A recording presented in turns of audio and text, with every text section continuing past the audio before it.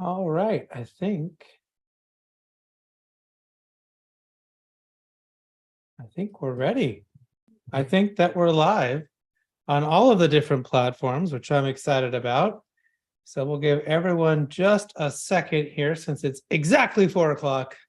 We won't start, even though I'd love to start meetings exactly on time. We'll give everybody just a moment, I think, which would be good. And I'm going to change this to speaker. Excellent. Okay. So welcome to the 31 days of culture, and we are 4 days in. So feels like I've been doing this longer than 4 days, to be honest, but it's only 4 days in. So there's a few more to go. And on top of that, next week, I will be at HR Tech. So anyone out there who's watching is going to be there. I'd love to meet up with you. Let me know.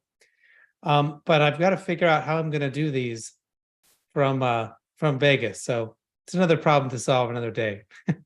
But I am so excited to have my guest, Dr. Beverly Kaye, here with me today. So welcome to the 31 days. Thank you for being my day 4 guest. Thank you. I'm glad I'm 4 and not 34 or whatever. Bit of pressure for the person who goes last, right? Right. So right. which I think is Paul Gibbons. But anyways, so you and I have known each other for a while now. And we have a mutual friend. But I think we actually got connected. I had you on my radio show many years ago first, and then we realized we had Kim Shepard, who I co-authored the book Remote Work with, as common friends. And so I always seem to learn something great from you whenever I talk to you. So no pressure, but we're going to get into something great today. But how are you? What have you been working on? I know you just got back from a fabulous vacation in Italy, but what should everyone know about you? I am turning 80 in 2 weeks. Oh, no way. And I am loving being that old because I get to say what I want the way I want to. And I've shrunk my organization down to a mighty tiny team. And it's giving me great pleasure to play however I want to play. So I love it. Playing with you is right up my alley. You know, I've had a few people in my life who were older than I was that it said something similar, that I'm at the age now where I get to say whatever I want. And I've taken that lesson and I try to just say whatever it is I want now instead of waiting until I'm young. You're too young. You have to wait. Well, we're here to talk about company culture. And, you know, for me, it was the single biggest thing, the single biggest change that made all the difference in the world for my companies. When we did culture right, everything else went right. How would you encompass culture? What's the value do you think, culture brings to businesses that you work with? Maybe it's a vibe, a vibe that encompasses the whole company. It's like you get your arms around it. And if the vibe is a good one and it feels good, then I feel good, not just walking in the door, because we don't walk indoors so much anymore. But when I sit down to talk about my company, the culture is in me and makes me smile. And for me, that's a big hunk of culture. Yeah, and to bring Kim back in this again, I think Kim's definition of culture one day to me was it's how it makes you feel. How do you feel at work? And I guess I kind of went a different direction. I'm like, no, it's the way we do things. It's the norms. It's the, at one company you're allowed to do certain things, and another company, if you change jobs the next day, how they did things is different, and what's okay, what's not okay is different, right? And to me, that's culture. And I remember hearing someone talk about culture, and they put up a slide of an iceberg, and they said, everyone thinks the tip of the iceberg, the part showing, is the culture. And no, no, no, no. And then they showed how deep down the iceberg went. And he said, that's the culture. And I never forgot it. Yeah. Yeah. There's the nice stuff up top above the water that they'll let you Right. see, right? The Right. words on the wall and the The value, pretending. right? Absolutely. Right. But it might be a lot more than that. Absolutely.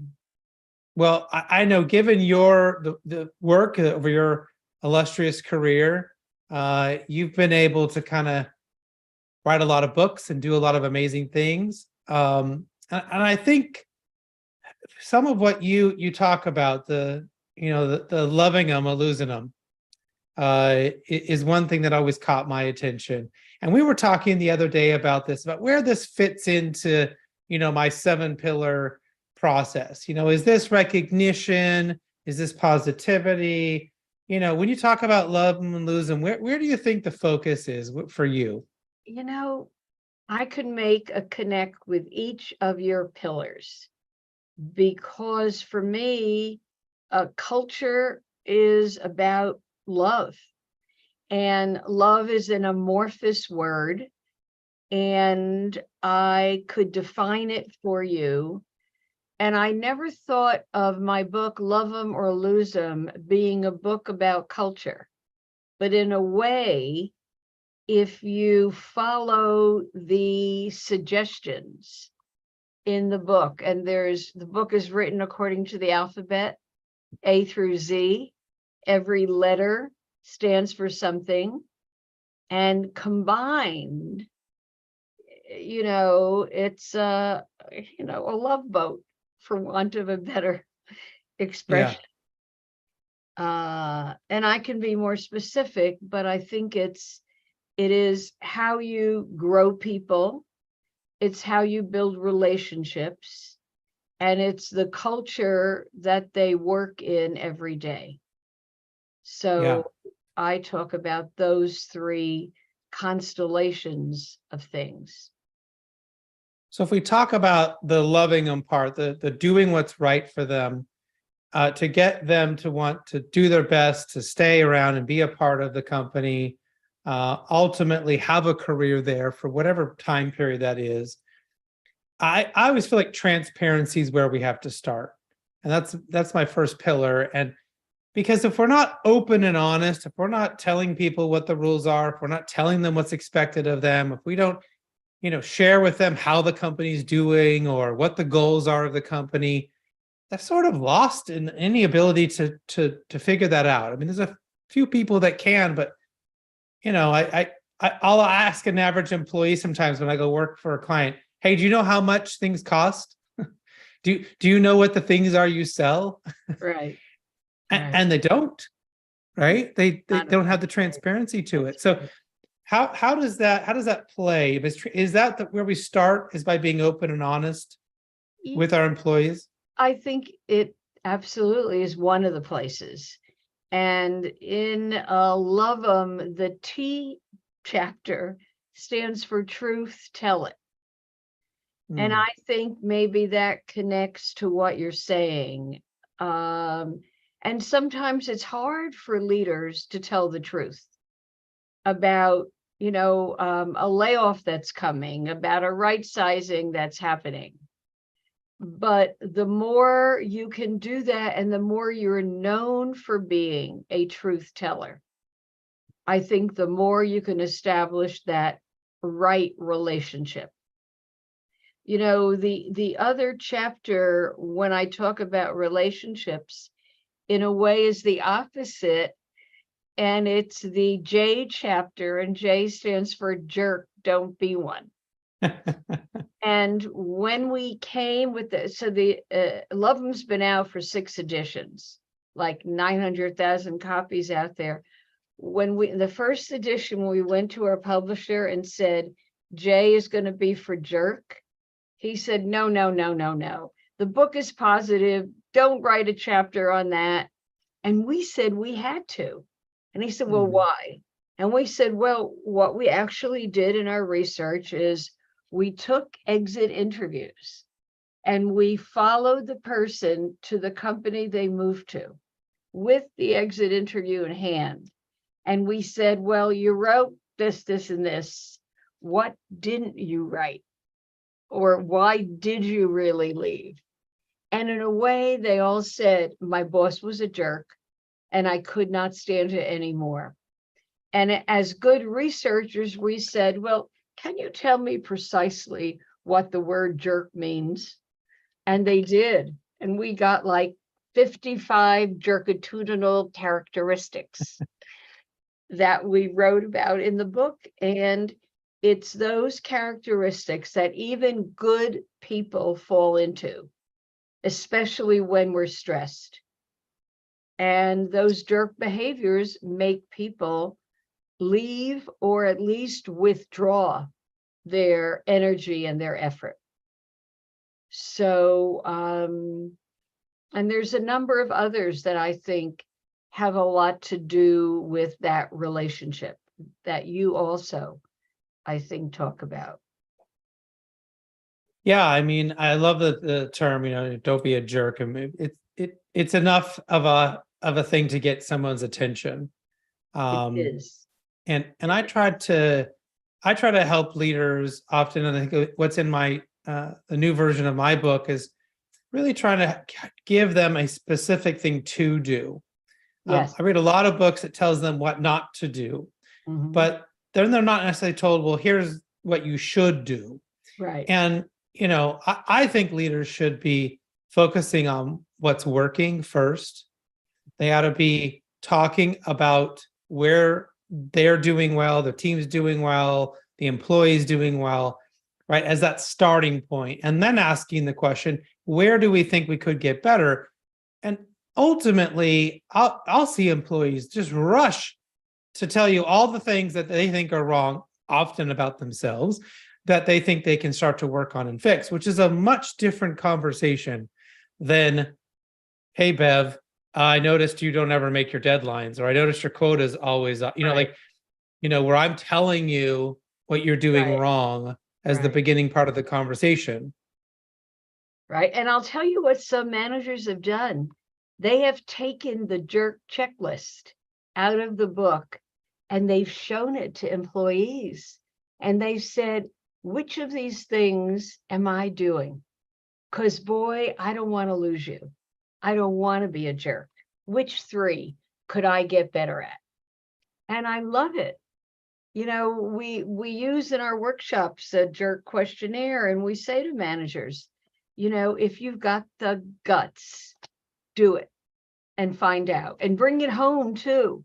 Say to your wife and kids, so which one of these do I do? Because I want to keep you. Wife, kids, employees. I don't want to be a jerk. And employees, when the relationship is good enough, will speak up and say, well, you cut me off all the time, or you, whatever it is.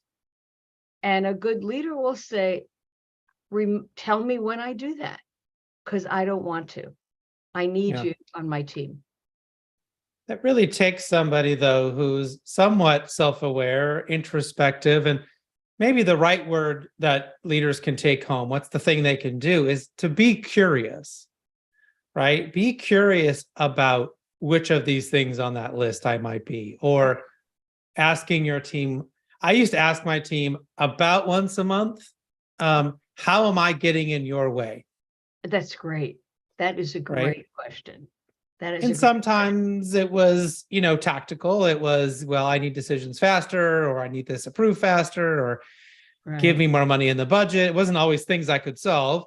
But sometimes it was, you're getting a little frustrated, or you're getting a little impatient, or, I need you to, whatever it was. And so I could take that and internalize it and then remember it for the next month. Exactly. I remember when I had a big sales team, I live in LA, so I would take them to Laguna, to the beach, and I'd go on a beach walk with each salesperson. And I'd say, what can I do to keep you? And many of them named things that I knew I couldn't change. But I would always tell the truth and say, I can't do that. What else matters? Because I want to know what really matters that I can do something about.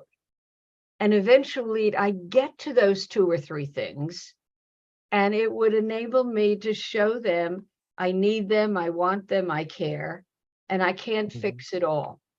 And I think that's important. Yeah. Well, one thing that we've been talking about, I think, on some of these conversations that's been interesting as a theme is measurement. That's one of my pillars. And I'm a true believer that what you measure is what matters, or at least you should be measuring what matters. But ultimately, what you're measuring and what you're focusing on, that thing is going to grow, right? If you're so worried about what, I don't know, employee absence days or whatever, like that's not going to get any better. Right. But if you focus on what they're doing well, or you're focusing on productivity in a positive way or whatever. So where do you think measurement sits in this concept, right? We're talking about making sure that we're not acting like jerks, that we're going back and talking to our staff about how to keep them. We're keeping this conversation going. But is that something we can measure? Is that something we can put something in place to see how, are we getting better? Are our people being happier? What have you done in that area?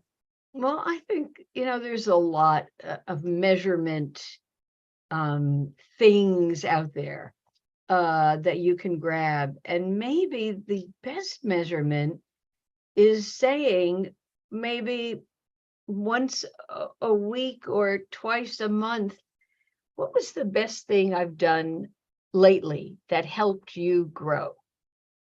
Can you name something specific? Because when you do, and it's specific, I can do it more.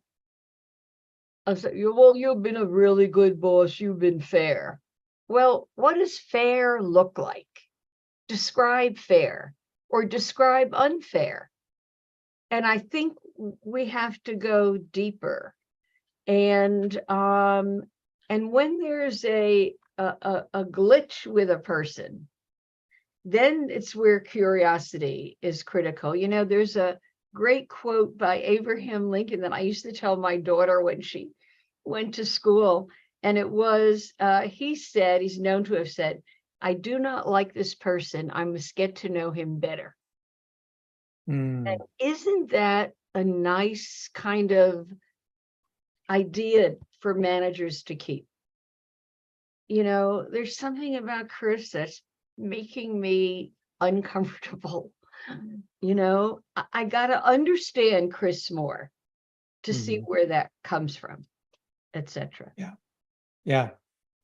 Yeah. And it's sort of that story we're telling ourselves, right? And that's changing the story. It's that, hey, maybe I need to understand that person better, not that person needs to change, or that person is bad, or they're That's weird, or right, some story. It might be there's something you just don't understand yet right, about right, them. They're right, shy, they were brought up differently, they, right, right. whatever it is. Exactly. I think that's critical. The other thing that I think is critical, and it's a big piece of my work, is your career happiness. It's, are you doing what you love to do? Because the worst thing is to come to work every day, wherever work is, and not feel this is the right spot for me.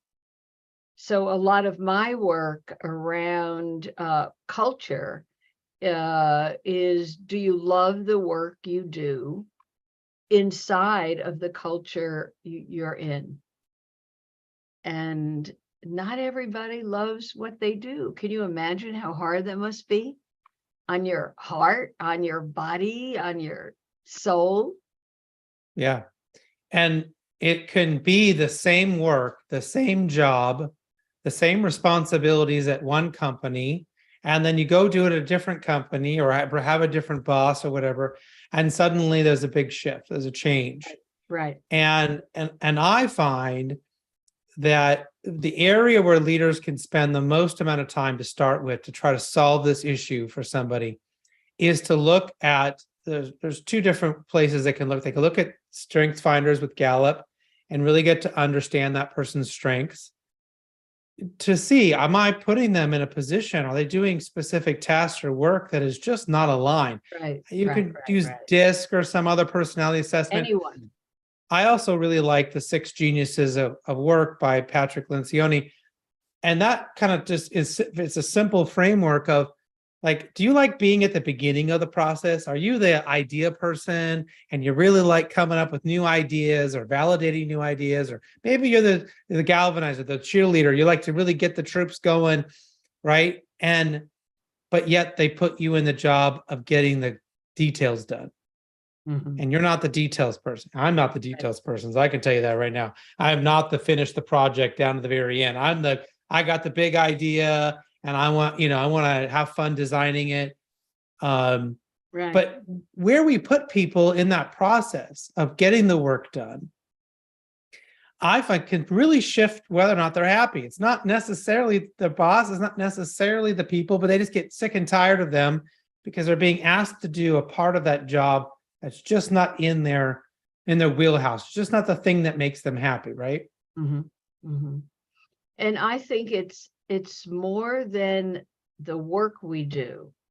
It's the surround sound in which we do that work, which maybe will translate to culture. In your book, it's everything around me Mhm. that makes me love getting up in the morning or hit the snooze button. Do you hit the snooze button? Is that something you do? No, I No, don't. I didn't think so. I see you, that alarm goes off. I see you springing up out of bed. Yeah, I do. When the alarm goes off, I shouldn't, but I look at my emails to Yep. see what am I facing today. And I shouldn't do that first thing in the morning, but I do. Yeah. I've stopped looking at my email, but I do look to make sure there's no messages or alerts that, Right. nothing has happened in the world I need to know about. And then Right. I can go and, do my morning routine and then I'll come back to the email or something. Right. So, Right. Better that way.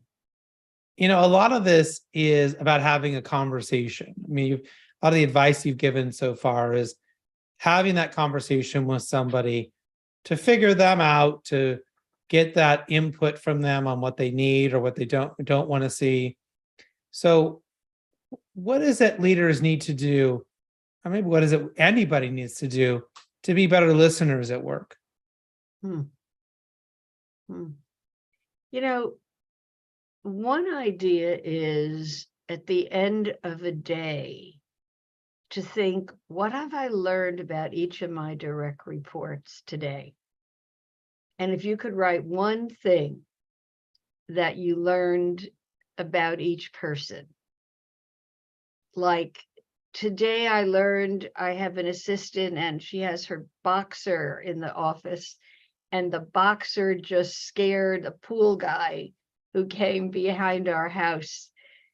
And so we had a great discussion about, how scary that was.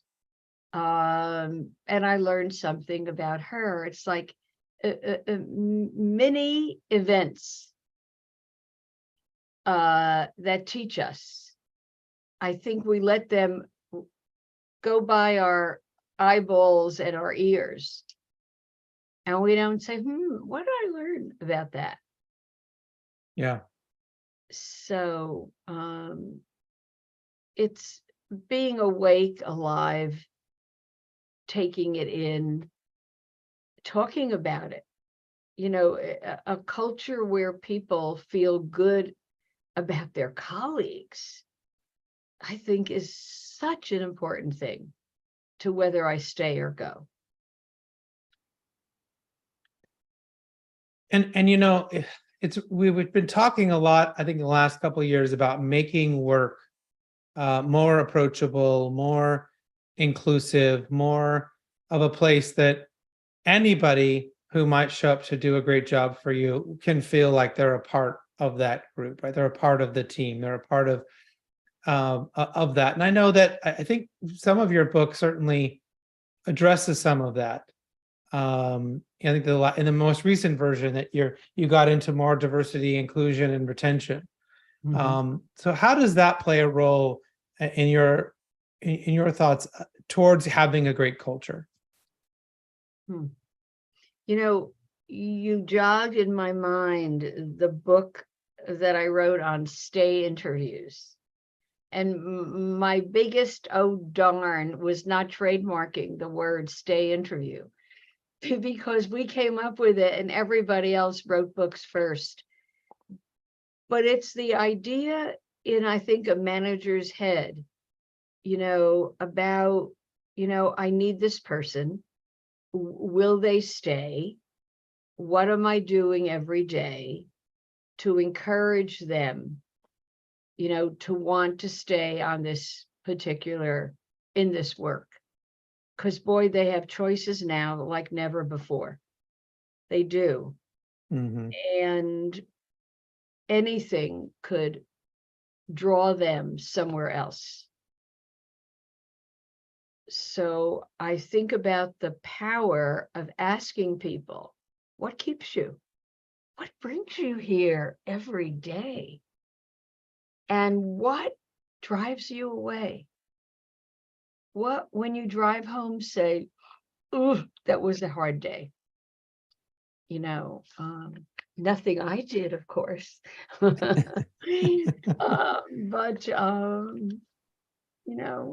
don't blame it on the dog anyway. Right. Right. Well, and maybe it's just that people get busy. The pace of work is frenetic at times. Maybe it's that we just forget to stop and care. Or maybe it's that we're afraid of what that answer is going to be. Right. And it's that avoiding. Right.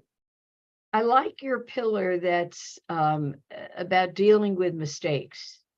Because how much room do we give people, when they make a mistake? And I think a lot of leaders, it's like one mistake and you're on probation, 2 and you're out. When we don't explore mistakes to understand how they happened, why they happened, how to prevent them from happening again. So I like that pillar that you list. It's a good one. You did. And what I talk about in the book is that there's a difference between mistakes and errors.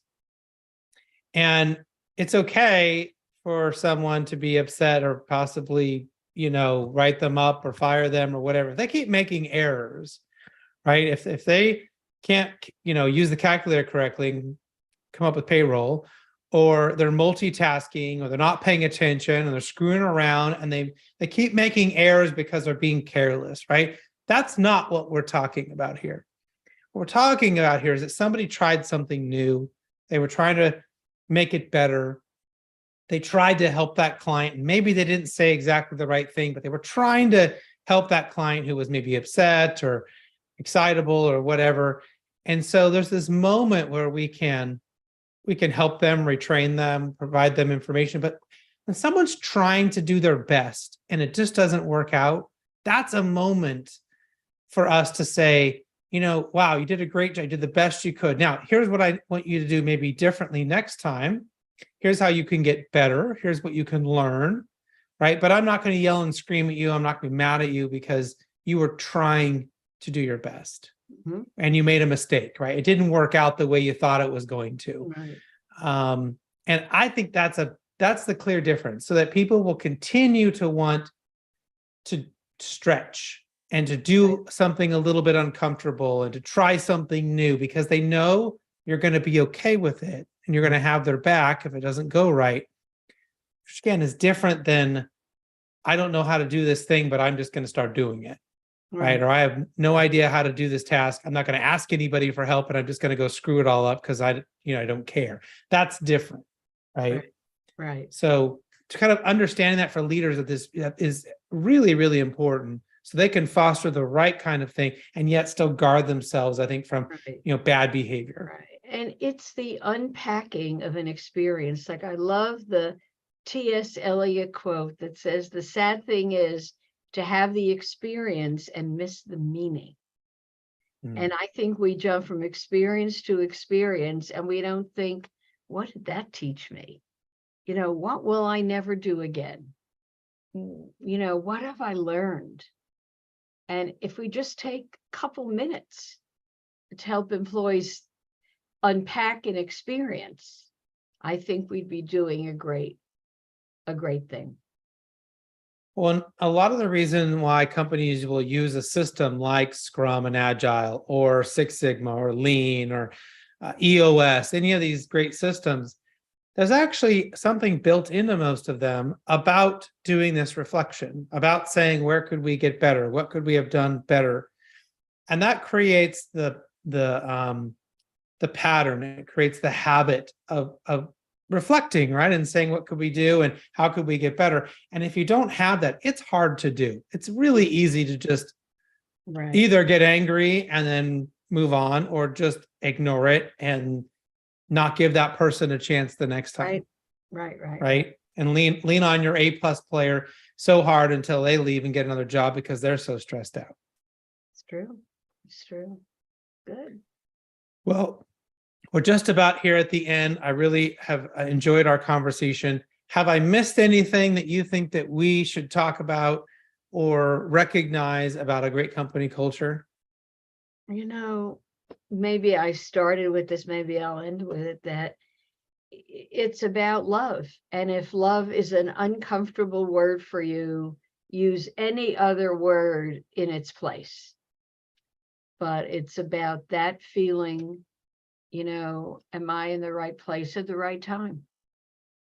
Yeah. So that's what I think. I love it. Well, thank you again so much for being here. Thank you for all your contributions. I don't believe you about being 80, but I'm excited to see what you keep doing. And thank you so much for joining me and the 31 Days of Culture. Don't forget, everyone, to pick up a copy of the book. The link is in the description. It is the orange one, the second edition, and I hope that you enjoy it. Thanks, Bev.